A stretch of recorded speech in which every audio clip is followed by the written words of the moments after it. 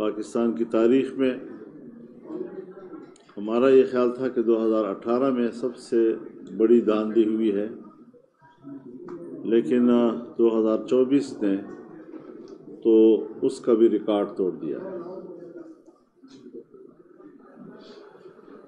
اس حوالے سے جمعیت علماء اسلام کی مرکزی مجلس عاملہ نے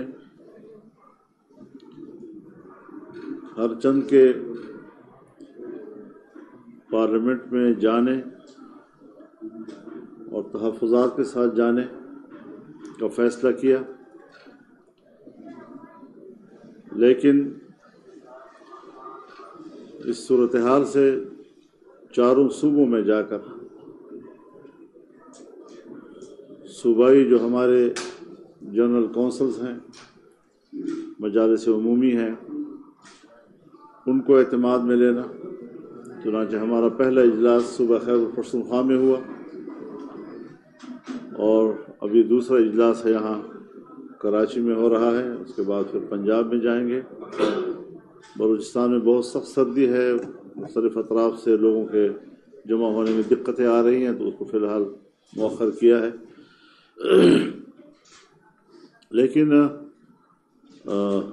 یہ ایک حقیقت ہے کہ جمہوریت اپنا مقدمہ ہار رہا ہے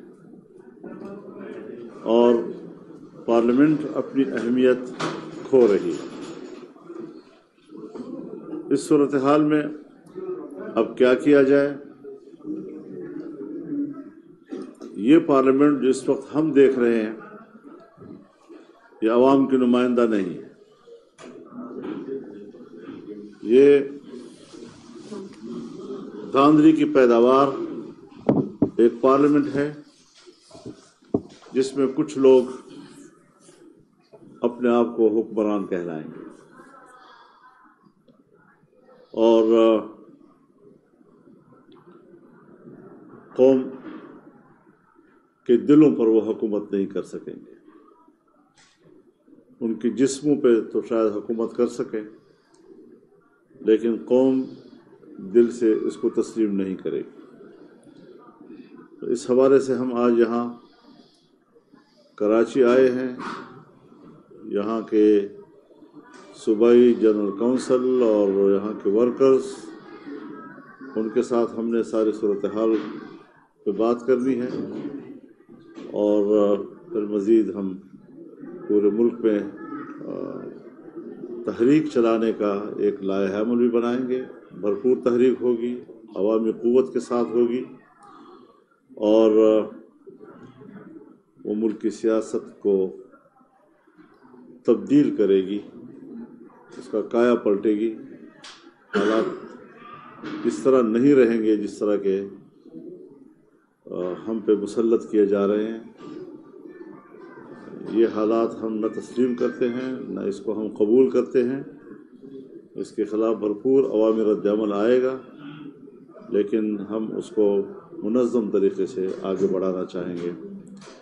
مزید اگر آپ حضرات کا کوئی سوال ہو تو نواز شریف سے کیا شکوے کیا شکایت آپ نے کیا، اور زرداری صاحب کہتے ہیں کہ آپ کو منا لیں گے، کیا آپ کو منا لینے میں کامیاب ہوں گے، دوبارہ آپ کو شامل ہوں گے؟ دیکھیے، ہمارا کوئی ذاتی جھگڑے کسی کے ساتھ نہیں ہے کہ وہ ہمیں منا لیں گے۔ مسئلہ قوم کا ہے، مسئلہ عوام کا ہے۔ انہوں نے اقتدار کی کرسی کو شاید اپنی جاگیر سمجھ لیا ہے۔ وہ سمجھتے ہیں ہم پوری اسمبلی جو ہے وہ پیسے کی طاقت پر خرید لیتے ہیں۔ چنانچہ سندھ اسمبلی خریدی گئی ہے، بلوچستان اسمبلی خریدی گئی ہے اور مختلف صوبوں میں انہوں نے جو پیسہ انویسٹ کیا ہے، پیسے کی بنیاد پر اگر ملک کی حکومت چلنی ہے اور اسمبلیاں خریدنی ہیں تو پھر ظاہر ہے کہ ہم تو فارغ ہیں۔ پی ٹی آئی کہہ رہی ہے کہ ملک کی بڑا گرینڈ الائنس بنانے جا رہے ہیں سندھ میں، جیسا کہ 4 جماعتی اتحاد ہے، جو جی ڈی اے اور جے یو ہے، تمام جماعتیں جو اس الیکشن میں دھاندلیوں کے خلاف متحرک ہے۔ کل رات آپ کی جی ڈی اے کے رہنماؤں سے ملاقات ہوئی ہے، کیا سندھ میں اس جو احتجاج جاری ہے اس کو مزید وسیع تر بنایا جائے گا اور گرینڈ الائنس جو بننے جا رہا ہے اس کے حوالے سے؟ دیکھیے ابھی تک کسی گرینڈ الائنس کا کوئی اس وقت باضابطہ تجویز نہیں ہے. رات کو بھی ہمارے ایک دوست نے گھر کے کھانے پہ سب کو بلایا تھا, ملاقات ہوئی سب کے ساتھ, بڑی اچھی ملاقات رہی. تو یہ ملاقاتیں ہونی چاہیے. اس میں مذاکرہ ہوتا ہے, اس میں ڈیبیٹس ہوتی ہیں, حالات کو سمجھا جاتا ہے, اور یہ ہمیں اندازہ لگانا ضروری ہے کہ ہم آئین و قانون کے حدود میں رہتے ہوئے اپنا حق اظہار رائے استعمال کریں. اور اس وقت نوجوان نسل میں بہت زیادہ شدت آ رہی ہے, اور ملک کے اندر ایک نظریہ تو نہیں ہے, بہت سے لوگ اپنے نظریوں کے حامل ہیں. کچھ لوگ ویسے ہی اسمبلیوں سے مایوس ہیں, ایک زمانہ ہو گیا کہ مایوس ہیں, مزید ان کو اسمبلیوں اور جمہوریت سے مایوس کیا جا رہا ہے. ایک طبقہ وہ بھی ہے جو بالکل جمہوریت کو کفر سمجھتا ہے. ہم نے اس ماحول میں جمہوریت کے ساتھ کھڑے ہونے کا فیصلہ کیا. ہم نے آئین اور قانون کی روشنی میں جمہوریت کی تشریح کی اور لوگوں کو اس کی طرف آمادہ کیا.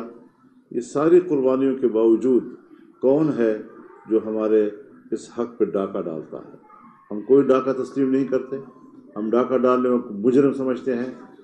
لاکھ دفعہ وہ اسٹیبلشمنٹ ہو, لاکھ دفعہ وہ فوج ہو, لاکھ دفعہ وہ مسلح قوت ہو, لیکن جبر کو جبر کہا جائے گا, اس کو کبھی عدل تسلیم نہیں کیا جا سکتا. حضرت یہ کہا نہیں جا رہا ہے کہ جس طرح سے پہلے عام لوگ بھی یہ کہتے ہیں کہ زرداری صاحب سے بھی آپ کی دوستی, میاں صاحب سے بھی آپ کی دوستی رہی ہے اور اب بھی ہے, تو اس وقت ایسے کون سی وہ چیز سامنے ہے کہ آپ اتنے ان سے دور ہوئے؟ دوسری یہ کہ کس کو سمجھتے ہیں کہ اسمبلیاں خریدنے کا آپ کن کو کہہ رہے ہیں, اور اصل ذمہ دار کون ہے جنہوں نے یہ سب کچھ کیا ہے؟ میں بڑی وضاحت کے ساتھ عرض کر دینا چاہتا ہوں جی کہ پیپلز پارٹی کو اور مسلم لیگ نون کو تقریباً وہی مینڈیٹ ملا ہے 2018 میں ملا تھا. پھر اس وقت دھاندلی کیوں تھی اور آج دھاندلی کیوں نہیں ہے؟ پی ٹی آئی کو وہی تقریباً مینڈیٹ ملا ہے جو 2018 میں ملا تھا. اس وقت دھاندلی نہیں تھی, آج دھاندلی کیوں ہے؟ دونوں سے سوال ہے. لیکن جمعیت علماء اپنے اصولی موقف پہ قائم ہے. دھاندلی 18 میں ہوئی ہے تب بھی دھاندلی ہے, دھاندلی 2024 میں ہوئی ہے تب بھی دھاندلی ہے. جہاں تک پارٹیوں کا تعلق ہے, ضرور سب دوست تشریف لائے ہیں, ان کے اکابرین تشریف لائے ہیں, ہم نے ان کو احترام دیا ہے. احترام کا رشتہ تو پہلے بھی رہا ہے, آئندہ بھی رہے گا. پی ٹی آئی کے وفود بھی آئے ہیں, ایک سے زیادہ مرتبہ وہ تشریف لائے ہیں, ہم نے ان کو بھی احترام دیا ہے, عزت دی ہے. اور سیاست میں آپ جانتے ہیں کہ ہم نے کبھی بھی تلخی کو فروغ نہیں دیا, تعصبات کو فروغ نہیں دیا, گالم گلوچ کو فروغ نہیں دیا. موقف لیا ہے, اتفاق رائے بھی کیا ہے, اختلاف رائے بھی کیا ہے, اعتدال کے ساتھ اور دلیل کے ساتھ کیا ہے. لیکن میں آپ کو اطمینان دلاتا ہوں کہ اب تک ہم اپنے موقف پہ قائم ہیں. پارلیمنٹ میں جائیں گے, احتجاجی اور تحفظات کے طور پر ہم جائیں گے, کوئی ووٹ ہم نے استعمال نہیں کرنا. اور انشاءاللہ العزیز ہماری جو دوست جماعتیں جو ہمارے پاس تشریف لائے, بار بار لائے, انشاءاللہ اب وہ اصرار نہیں کریں گے. ہم نے اپنے موقف ان کو تقریباً منوا لیا ہے. مولانا صاحب, آپ پی ڈی ایم کی سربراہی کی اس زمانے میں آپ کی اس وقت کی فوجی قیادت سے ملاقاتیں بھی ہوئی, لیکن یہ کیسے ہو گیا کہ مسلم لیگ نون اور پیپلز پارٹی کو تو ان کی ساری سیٹیں مل گئی, لیکن جن سیٹوں پہ آپ سمجھتے تھے آپ کو امیدوار جیتنا چاہیے, نہ صرف آپ بلکہ مذہبی جماعتوں کو اس الیکشن میں بڑا دور پرے رکھ دیا گیا ہے, تو آپ کیا سمجھتے ہیں اس کے ذمہ دار کیا وہی قوتیں جو 2018 میں جنہوں نے الیکشن؟ جی بالکل وہی قوتیں ذمہ دار ہیں. یہ بین الاقوامی دباؤ میں بھی رہتے ہیں. ایسے حالات میں جب میں اسرائیل کے خلاف حماس کی قیادت سے ملنے جاؤں گا تو بین الاقوامی سطح پر ناراضگیاں تو پیدا ہوں گی. امریکہ بھی اور یورپ بھی جو اسرائیل کے مظالم کی پشپناہی کر رہے ہیں ان کو تو تکلیف ہوگی. افغانستان میں شکست کھا چکے ہیں, وہاں امارت اسلامیہ کی حکومت ہے. ہم پاکستان اور ان کے تعلقات کو بہتر بنانے کے لیے گئے, ہم نے ان کے استحکام کی بات کی, اور اس کے استحکام پاکستان کی ضرورت ہے. تو ظاہر ہے کہ ان کی ناراضگی, تو ظاہر ہے کہ ان کے استحکام کے لیے ہم بات کریں گے تو وہ ناراض تو ہوں گے. تو وہ بین الاقوامی دباؤ جو ہمارے ملک کے اسٹیبلشمنٹ پہ آتا ہے سو ہمارے خلاف اب بھی مستقل طور پر آیا ہے, اور یہاں پر بھی جن لوگوں کو یہ خطرہ تھا کہ شاید فضل الرحمان آنے والے وقت میں ہمارے مقابلے میں صدارتی امیدوار بن سکے گا، انہوں نے بھی اپنی تجوریاں کھولی ہیں۔ یہ بتائیے گا مولانا صاحب، یہاں سے لے لیجیے، یہاں سے 3 ہو گئے، یہاں سے لے لیں۔ وزیر اعظم کے لیے آپ نے اپنے رائے یا ووٹ جو ہے وہ استعمال نہیں کیا، صدر کے امیدوار کے لیے بھی یہی فیصلے پہ قائم ہے یا ووٹ استعمال کریں گے؟ اسی فیصلے پہ قائم ہیں۔ محمود خان صاحب میرے پاس آئے تھے، لیکن چونکہ انہوں نے ہم سے پہلے ابتدائی مشورہ نہیں کیا تھا، اگر وہ پہلے مشورہ کر لیتے تو شاید ہم ایک اچھی اسٹریٹجی ہم بنا سکتے، لیکن وہ فیصلہ کر چکے ہیں تو پارٹی کا موقف تو ابھی تک وہی ہے۔ اب ایک طرف میری خواہش ہے کہ میں محمود خان اچھے کو ووٹ دوں، لیکن ایک طرف میری پارٹی کا فیصلہ ہے جس کی اطاعت مجھ پر واجب ہے۔ تو خواہش اور واجب کا جب مقابلہ ہوتا ہے تو واجب کی اطاعت کرنی ہوتی ہے، خواہش کی نہیں۔ اچھا مولانا صاحب مجھے یہ بتائیے گا ذرا، اگر آپ اسمبلی جاتے ہیں تو سنی اتحاد کونسل کے نمائندوں کے ساتھ بیٹھیں گے یا حکومت کے نواز شریف اور نون لیگ یا پیپلز پارٹی کے نمائندوں؟ بیٹا آپ لوگ میرے خیال میں پارلیمان کے نظام سے واقف نہیں ہیں۔ پارلیمان میں اپوزیشن ہوتی ہے، حکومت ہوتی ہے، ہم اپوزیشن بینچ پہ بیٹھے ہیں، وہ جہاں بھی ہوں گی تو جسم سے تو میری کوئی لڑائی نہیں ہے نا، فکر اور ذہن اور دماغ سے کوئی اختلاف ہو سکتا ہے، لیکن جہاں پر بھی اپوزیشن کی نشستیں ہوں گی وہیں پر ہم بھی بیٹھے ہوں گے۔ مطلب آپ دیکھیں یہ ملک میں اس طرح دھاندلی اور یہ اس طرح چلتا ہے جو کرتے آ رہے ہیں سالوں سے، آپ کو بھی پتا ہے، تو اس کو کس طرح روک سکتے ہیں آپ؟ عوام کیونکہ ہر کوئی تو اس کو حضرت اس کے لیے دو چیزیں ضروری ہیں، ایک عوامی بیداری اور ایک سیاستدانوں کی کمٹمنٹ۔ یہ غلط بات ہے، اگر میں ہوں تب میں بھی غلط ہوں، اگر کوئی اور ہے تو وہ بھی غلط ہے کہ ہم جمہوریت کی بات بھی کرتے ہیں، ہم آمروں کے خلاف آواز بھی بلند کرتے ہیں، جیلوں میں بھی جاتے ہیں، کارکنوں کو بھی پٹواتے ہیں، عوام پر بھی تکلیفیں گزارتے ہیں، لیکن جب اقتدار کا مرحلہ آتا ہے تو ہم پھر انہی قوتوں سے اقتدار کی بھیک مانگتے ہیں۔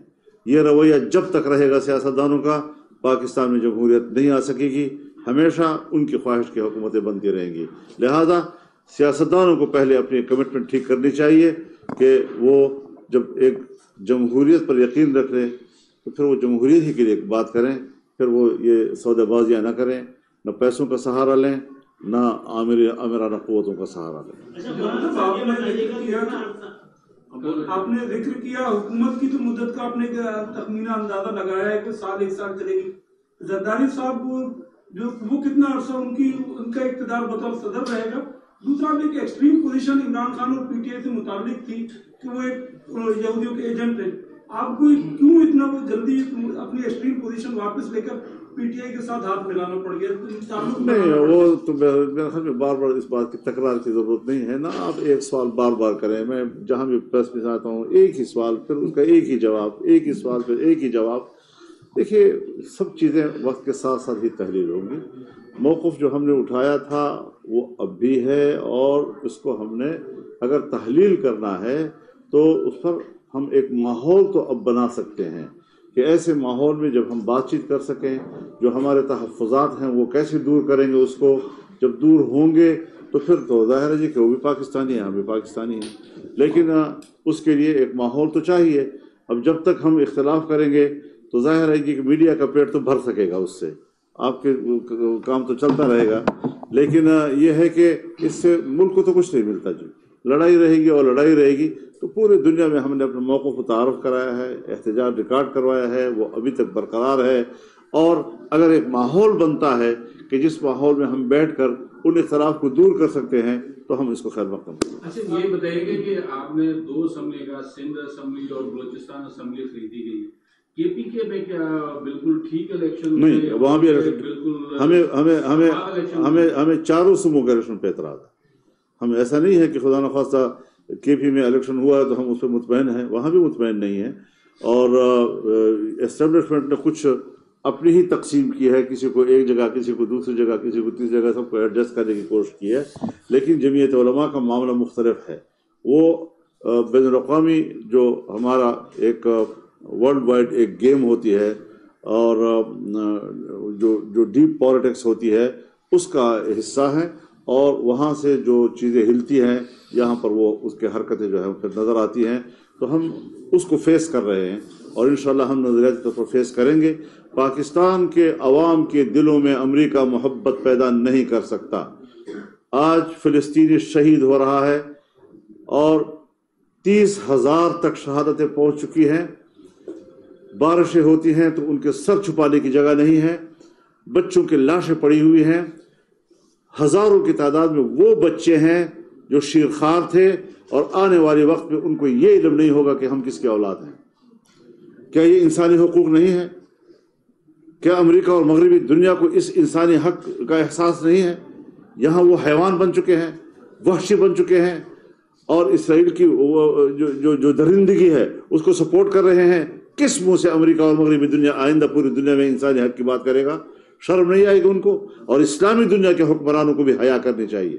ان کی غیرت و حمیت کہاں چلی گئی ہے کہ اسلامی دنیا اس وقت جو ہے وہ خواب خرگوش کے مزے لے رہی ہے؟ ان کو بھی اٹھنا چاہیے اور کھل کر اپنے مسلمان بھائی کے ساتھ کھڑا ہو جانا چاہیے.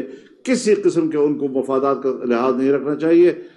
دنیا کو اللہ نے قائم رکھنا ہے, عزت اللہ نے دینی ہے, رزق کا مالک اللہ ہے, ترقی کا مالک اللہ ہے, اور اللہ پر اعتماد شاید مسلمان حکمرانوں کا ختم ہو چکا ہے. وہ صرف دنیا کے حکمرانوں کو, خداؤں کو جانتے ہیں.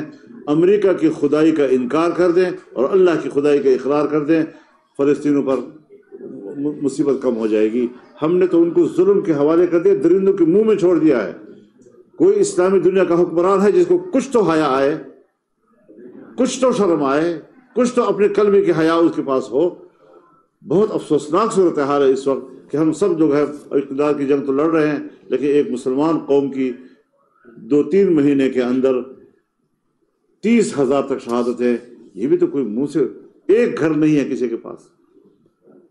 بارش آتی ہے, بارشوں کے اندر اس کی مائیں جو ہے اپنے بچوں کو سنبھال نہیں سکتی. کسی کو رحم نہیں آتا ان کی حالت پر. گھاس کھا رہے ہیں وہ, چھوٹے چھوٹے بچے گھاس کھاتے ہیں اور ان کو پوائزننگ ہو جاتی ہے اور وہ مر جاتے ہیں اس سے.